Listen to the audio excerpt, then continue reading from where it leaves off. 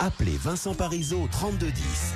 RTL Matin. On les appelez pour parler du mariage homosexuel, nous dire si vous êtes pour ou contre et surtout nous expliquer pourquoi. Vous le savez, le Conseil constitutionnel va se prononcer dans un peu moins d'1h30 maintenant à 10h. Le Conseil constitutionnel qui a été saisi d'une question de constitutionnalité donc soulevée par deux femmes en couple, Corinne et Sophie, qui sont mamans de 4 enfants et qui veulent donc être autorisées à se marier. Eh bien, elles sont avec nous. Je pense que c'est Sophie Aslauer qui est avec nous ici au 3210. Bonjour Sophie Aslauer. Bonjour. Et je crois que votre compagne est à vos côtés, et elle pourra intervenir à tout moment, Corinne. Question, avant d'écouter les auditeurs d'RTL, pourquoi être allé jusqu'à saisir le Conseil constitutionnel, qui est quand même pas un geste anodin? Pourquoi ce mariage est si important pour vous? Mais déjà, en quelque sorte, la question est un peu déplacée parce que, a priori, nous, on estime qu'on y a droit au même titre que n'importe quel couple en France. Oui, donc, mais pas la loi. Pardon ? Pour l'instant, pas la loi. Pas la loi, mais il n'empêche qu'il nous paraît légitime de vouloir le faire. Ensuite, pourquoi être allé jusqu'au Conseil constitutionnel? C'est simple, c'est parce que jusqu'à présent on avait entamé des procédures et c'était toujours de l'ordre plus ou moins du bricolage et on se rendait bien compte qu'on n'allait jamais sur le fond. Bon, pour le coup, un jour on en a eu marre, on a discuté avec notre avocat, on a dit mais il y a quand même un problème et le problème c'est la loi, c'est pas autre chose. Donc faisons changer la loi. Même si le Pacs donne quand même, on va dire, des assurances aux couples homosexuels, comme hétérosexuels d'ailleurs. Oui, mais en fait, c'est des assurances au rabais. C'est d'abord ça n'a aucune valeur. Enfin, pour le couple, ça n'a pas de valeur puisque n'importe qui, à la limite, moi, je pourrais me paxer avec mon voisin si je trouvais un intérêt. Donc, c'est aussi un contrat qu'on a fait pour les homosexuels pour pas leur ouvrir le mariage aussi. Donc, on n'est pas obligé d'accepter ça. Je veux dire, qu'on soit homosexuel ou hétérosexuel, on a droit au Pacs. En revanche, l'inverse n'existe pas. C'est-à-dire que les homosexuels, eux, n'ont pas droit au mariage. Donc pour vous, c'est totalement légitime de demander le droit au mariage pour les homosexuels. Oui, c'est même une aberration qu'on n'y ait pas droit depuis le temps. Alors, je vous propose, Sophie Aslauer, je rappelle qu'on aura la décision du Conseil constitutionnel dans 1h30. J'imagine que ça serait une grande déception si le Conseil décidait finalement de s'en remettre aux législateurs. Ça serait une de plus. Une déception de plus. Parce que ce combat, vous l'avez entamé depuis longtemps ? En réalité, on a commencé à se poser des questions, à chercher à la naissance de nos jumeaux en 2001. Et puis, c'est vraiment juste avant la naissance de notre dernier fils qu'on a entamé des procédures.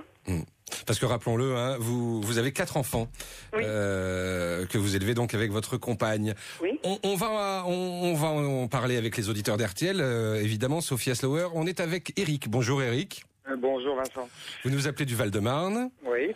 Vous êtes homosexuel, c'est ça ? Oui, je suis homosexuel. Je vis depuis 17 ans avec une personne. J'ai une fille et j'arrive pas à comprendre pourquoi on veut ce mariage. On a le Pacs, on a eu du mal à l'avoir. Moi, je vois pas ce que ça va changer. Je comprends pas ce que ça va changer. Sophie Aslauer. Mais déjà, ce que ça change, c'est qu'on ait les mêmes droits que les autres. Le Pacs, c'est vraiment de l'ordre du contrat qui se fait devant le notaire et ensuite au tribunal. Et ça, c'est la première chose.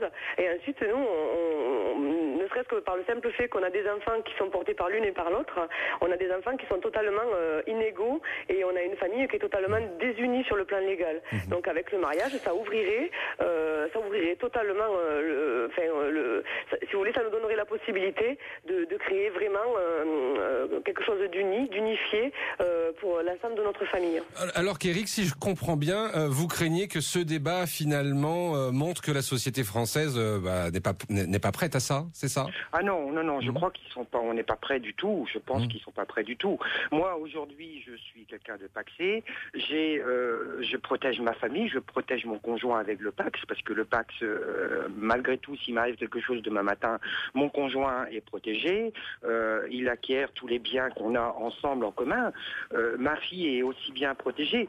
Mais non, j'ai le sentiment que pour dire à son conjoint, c'est comme ça que je le ressens moi. Hein. J'ai l'impression que pour dire à son conjoint, je t'aime, je t'adore, je peux pas me passer de toi, on a le sentiment que il faut se marier. Moi, j'ai pas besoin de ça. Je veux dire, je ressens. J'ai peur qu'on soit montré du doigt une fois de plus et qu'on nous dise ah ben voilà, ça y est, ils veulent les mêmes choses que nous, ils sont pas comme nous et on va être encore montré du doigt. Et ça me gêne. Ça me gêne. C'est une idée personnelle, mais non. Et puis vous avez raison de l'exprimer ce matin sur RTL, Eric. On vous en remercie d'ailleurs. Vous savez, j'ai le sentiment d'avoir affaire à une minorité. Je comprends très bien ce couple avec 4 enfants et tout. Je comprends qu'ils ont envie d'être. Mais il y en a d'autres, hein, Eric. Je vais vous interrompre parce qu'il y a énormément d'appels ce matin au 3210. Mais je dis il y en a d'autres parce que Arnaud nous appelle de Sarreguemines, c'est ça, Arnaud? Oui, bonjour. Bonjour. Vous êtes favorable ou opposé au mariage homosexuel, hein? Moi, je m'y oppose parce que, bon, de toute façon, s'il y a de l'amour, il n'y a pas besoin d'un mariage. C'est un statut légal, ça n'a rien à voir avec l'amour ni rien. Et c'est pas vraiment... J'ai rien contre les homosexuels. Mais tout ce qui touche avec les enfants, les homosexuels, c'est là où j'ai un problème. C'est que maintenant, pour dire ce que j'avais dit avant, au standard, si jamais il y a un accident, même de la route, s'il y a des morts ou des blessés graves, un enfant qui voit ça, on va ouvrir une cellule de crise psychologique pour lui. Mais que du coup, il a 2 papas qui va être chambrés pendant toute sa scolarité. Ou de maman, Arnaud, demandons directement à Sophie comment ça se passe avec les enfants. Sophie Aslower. Ça se passe très bien avec les enfants parce qu'ils grandissent dans une famille où il y a 2 mamans et leurs copains depuis l'entrée à la maternelle le savent. Maintenant, le discours comme ça qui dit les homosexuels élever des enfants, c'est pas bien, c'est un peu n'importe quoi. Je veux dire, on ne demande pas aux hétérosexuels, on n'opère aucun choix dans la catégorie des hétérosexuels. Faut savoir qui a le droit et qui n'a pas le droit. Et pourtant, il y a des gens qui, manifestement, n'ont rien à faire avec des enfants, vu ce qu'ils en font de leurs enfants. C'est-à-dire des enfants se briser, des enfants maltraités, des enfants non éduqués. Bon, voilà, moi, je crois vraiment, je crois vraiment qu'on n'a aucune leçon à recevoir des couples hétérosexuels. Ensuite, en ce qui concerne l'accès au mariage, alors, je crois qu'on a le droit de se marier parce qu'on s'aime. Voilà, ça, c'est la réponse de base. Ensuite, nous ne sommes pas des folles du mariage. Nous sommes même des folles de la chanson de Brassens, la non-demande à mariage. En revanche, on sait très bien que le Pacs ne nous protège pas, ne protège pas nos enfants. On sait que c'est en cas de décès, le taux, au niveau de la succession n'est pas le même si on est pacsé ou si on est marié. Donc les couples mariés sont privilégiés par rapport aux couples pacsés qui sont homo ou hétéro. On va continuer, Sophie Aslower, à écouter les auditeurs d'RTL. Je voudrais qu'on écoute... Merci, bonne journée Arnaud, bonne journée en Moselle. Merci, bonne journée. Au revoir. David est dans le Val d'Oise à Taverny. Bonjour David. Bonjour Vincent. Vous vivez en couple? Oui, tout à fait, depuis 19 ans. Avec un autre homme? Oui, tout à fait. Donc, en fait, on s'aperçoit que le mariage, on est pour, pas forcément, on n'est pas en rapport par rapport aux enfants puisqu'on ne souhaite pas en avoir. Par contre, là, j'étais complètement d'accord avec l'auditrice précédente sur le fait que c'est pas l'auditrice, c'est moi, c'est Sophie Aslower qui a saisi le Conseil constitutionnel. Excusez-moi, non, c'est pas grave. Donc, je suis complètement d'accord avec cette personne dans la mesure où, pour les gens qui sont en couple avec des enfants, ils n'ont aucune protection. Après, je pense qu'il faut arrêter d'en faire un tabou. Oui, il y a des homosexuels, oui, il y a des lesbiennes, il n'y a pas de mal à ça. Il faut arrêter la perversité de la sexualité en disant ils sont homosexuels, on ne voit que le sexe. Ce sont des gens comme tout le monde, a priori aussi certainement mieux que certains hétéros qui n'abusent pas de certains enfants. Donc laissons la liberté à chacun de s'exprimer, de vivre tranquillement. On est au 21e siècle, je ne comprends même pas pourquoi on en est encore à ces questions-là. Le respect de chacun, je pense que c'est une priorité. Suite à ça, moi je faisais allusion également à votre standardiste. Nous, on est obligé de se paxer, donc ça fait 19 ans que je suis avec mon ami, on se paxe la semaine prochaine parce qu'on a des problèmes vis-à-vis de certains biens immobiliers. Si on ne le fait pas, eh bien on perd tout l'un et l'autre si l'un vient à partir, mais on n'est pas protégé à 100%. On était obligé de se prendre chacun 3 assurances vie pour combler le problème d'héritage s'il y a un décès. C'est aberrant. aberrant. C'est aberrant. Merci David, merci de votre témoignage. Bonne journée à Taverny. Je voudrais qu'on conclue avec Françoise qui est dans le Jura, juste à côté de Lons-le-Saunier, j'ai l'impression, Françoise. Oui. Bonjour. Bonjour Vincent. Pour ou contre le mariage homosexuel, Françoise? Tout à fait pour. Oui. Pourquoi? Parce que dans la famille de mon compagnon, avec qui je vis depuis 15 ans, il a son frère jumeau qui vit avec un garçon. Ils sont extrêmement charmants, tous les deux. C'est pas forcément un argument, ça, Françoise, remarquez, pour changer la loi. Non, c'est pas un argument. C'est pas un argument, mais ils s'adorent et ils ne veulent pas se paxer, ils veulent se marier. Parce que c'est une preuve d'amour. Voilà. C'est une union d'amour. C'est ça qui fait la différence, Sophia Slower. Merci beaucoup de votre appel, Françoise. On a bien compris ce que vous voulez nous dire. C'est ça qui fait la différence, selon vous, au-delà aussi, effectivement, des aspects financiers que vous avez soulevés, comme notre auditeur tout à l'heure, David, Sophia Slower. Il y a l'amour, évidemment qu'il y a l'amour, mais il y a aussi le droit. Et ce qui est extraordinaire, c'est qu'on n'ait pas les mêmes droits que les autres. C'est aussi bête que ça. Je veux dire, c'est totalement surréaliste qu'on soit là à demander ça. Et comment dire, c'est un premier versant. Mais bon, je veux dire, voilà, on peut pas laisser comme ça des gens vivre et puis tout le temps les montrer du doigt. Vous comprenez bien, Sophia Slower, que ce qui vous paraît, vous, évident, ne l'est pas aussi pour une partie de la population. C'était aussi évident, par exemple, aux États-Unis, que les Noirs n'allaient pas au cinéma ou ne pouvaient pas s'asseoir dans les bus. Je veux dire, il y a des choses qui sont évidentes jusqu'au jour où on se rend compte qu'on est des gros bêtas et qu'on interdit des choses qui sont évidentes, quoi.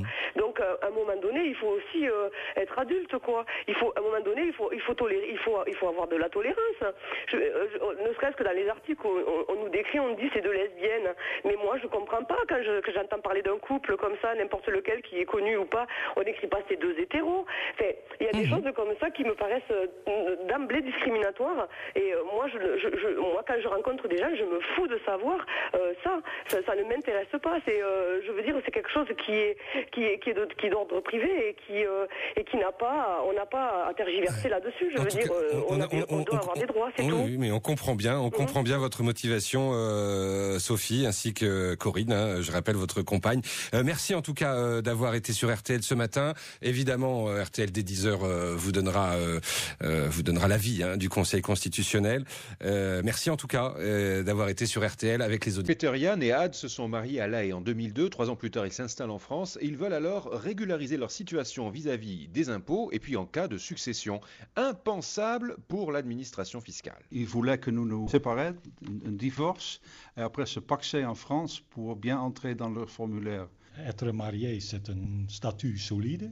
Et on a plutôt surpris. Finalement, 5 ans après le début, l'administration a repris les arguments de notre premier courrier. Mariage valide aux Pays-Bas, ça doit être reconnu en France. Dans la plus pure tradition gasconne, pour fêter ça, les villageois ont dressé un mât d'honneur dans leur jardin. Peter-Jan est même conseiller municipal depuis 3 ans. Benoît est l'un de leurs plus proches voisins. Un couple, c'est un couple et il devrait avoir les mêmes droits et les mêmes devoirs que les autres, c'est tout. Bon, les politiques ont toujours peur de perdre des voix. J'appelle ça un manque de courage. Et il suffirait d'une simple formalité pour que Peter-Jan et Had deviennent les premiers homosexuels mariés français. Il faut juste faire la demande de nous faire naturaliser, c'est tout. Mais je pense que je ne ferai pas, je suis trop européen pour faire ça. On est assez fatigué parce qu'il y a la tension nerveuse, parce que c'est dur.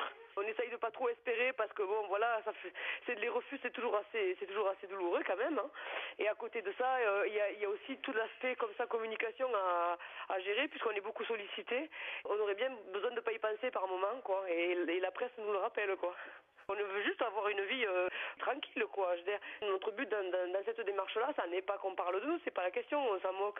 Même, je dirais que moi, à titre professionnel, j'ai l'impression que ça risque de me nuire. On veut obtenir ce droit-là, et puis une fois qu'on a ce droit-là, on reprend les choses où on les a laissées, quoi.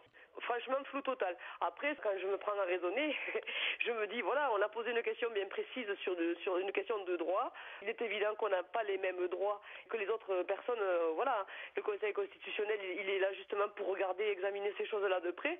Théoriquement, on devrait avoir une réponse honnête et sincère qui dirait oui, effectivement, il y a un problème de droit. Le mariage homosexuel reste donc illégal en France. Le Conseil constitutionnel a rendu son arrêt en début de matinée. Les sages laissent aux législateurs le soin de modifier la Constitution pour autoriser ce mariage homosexuel s'ils le souhaitent. Première réaction d'Emmanuel Ludo, l'avocat des 2 jeunes femmes à l'origine de la saisine de ce Conseil constitutionnel. Il exprime l'espoir que la campagne présidentielle fasse bouger les choses sur cette question. Et sans attendre, dit-il, ses clientes Corinne et Sophie ont l'intention de continuer leur combat judiciaire sous d'autres formes.